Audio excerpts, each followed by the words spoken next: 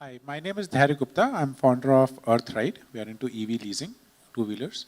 So my question is, like BYD is purely electric in India, but do you think that we have seen this in two-wheelers that if the electric two-wheeler has a very unique design, which actually electric technology allows you to do, uh, so if manufacturers, especially manufacturers who are making petrol and diesel vehicles, if they manufactured electric vehicles which are purely electric and their diesel or petrol version is not available, maybe people buy it because of design, right? Like they might then convince themselves, no, range is enough for me. What we have seen now, like when ZS EV came, MG ZS EV, the Aster was not there. Like globally it was Aster and here they call it ZS EV. But now that Aster is there and Aster EV is there, now people compare that, petrol ka itta hai, diesel ka itta hai, does it make sense to buy the EV now?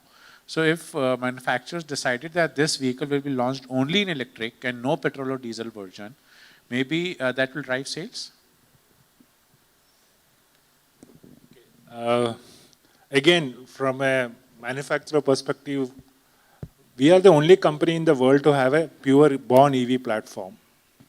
So our vehicles are coming on E3 platform, even the current vehicle which is there.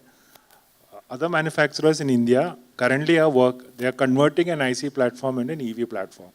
So we globally expect Tesla, we are also the company to have a born EV platform. All our EVs are on an EV platform. It is not an IC platform. We don't make IC engine vehicles globally also. We only sell EVs and hybrid vehicles. Yeah. So maybe Sudhir, on commercial vehicles. Yeah, I don't think you can push it only by design because design is agnostic to vehicle. You can make a good design for an EV vehicle or you can make a good design for a conventional vehicle. And to expect an industry which has been around for 150 years to lay over and die is not going to happen. So I think design can be good in both. It doesn't matter. And it's not a question of and or. I mean, what we just spoke about, the penetration is so low that when you get to 30, 50%, all these things will matter. They don't matter at all now. And I think the biggest thing which was not discussed, and in some ways it was referred to, is actually availability. Is there any one manufacturer in the country which has stock of EV vehicles? The answer is no. So this is more an issue of the supply chain developing. We just don't have the supply chain to make the kind of vehicles that we are going. Again, the good thing is as a country, we've decided we'll run ahead. So we are running ahead and then everybody is catching up. There's no charging infrastructure, there's no electricity, there is no power, there is no batteries, there is no chips, nothing. All of these will come. So I think at some point these will come. There's always going to be a point where something is going to be ahead of something else.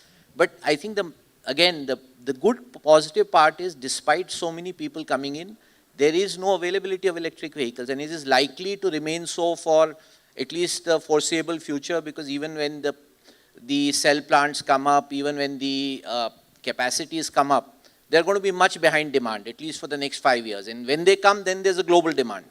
So this is, in that sense, it's a question of capacity. Supply chains is a much more important issue, which of course was not the topic of today's discussion.